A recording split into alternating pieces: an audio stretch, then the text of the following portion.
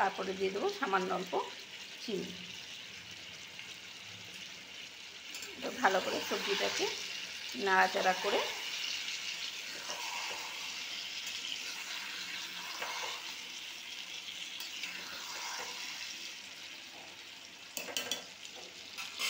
কম স্টিমে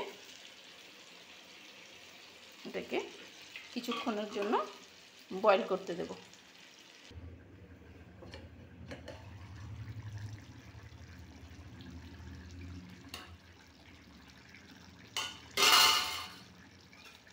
boil করতে দিয়েছিলাম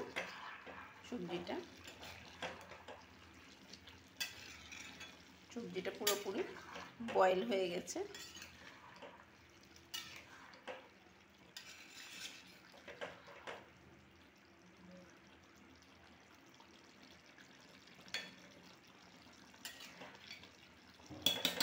এখন এর মধ্যে দিয়ে দেবো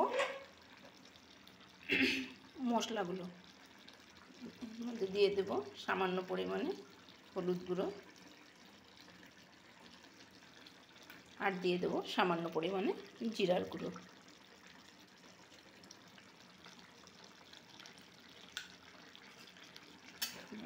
ভালো করে মশলা দিয়ে সবজিটাকে সাঁতলাবো।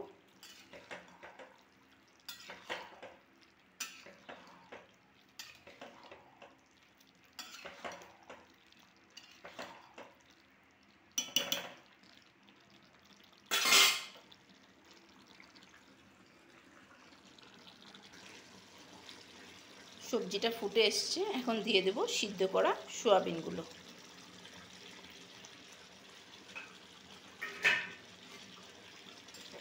সয়াবিন দিয়ে সবজিগুলোকে ভালো করে একটু নাড়াচাড়া করে দেব।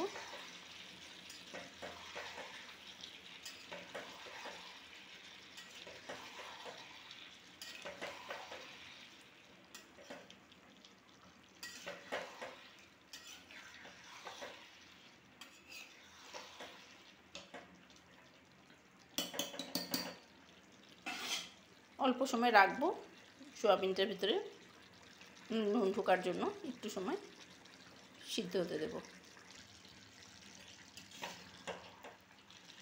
দেখো সব সয়াবিনগুলো দেওয়ার পরে মোটামুটি আমার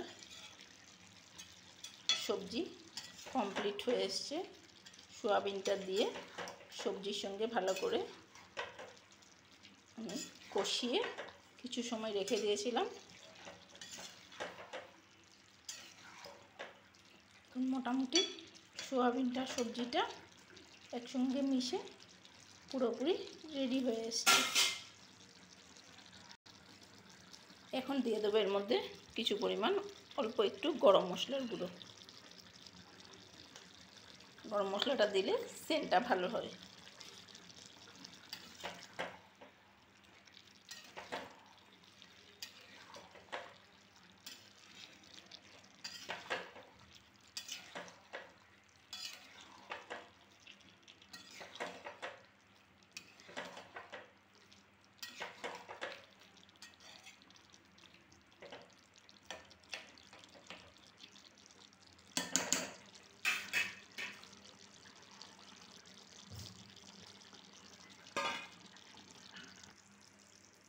সবজি রান্না করা কমপ্লিট। এখন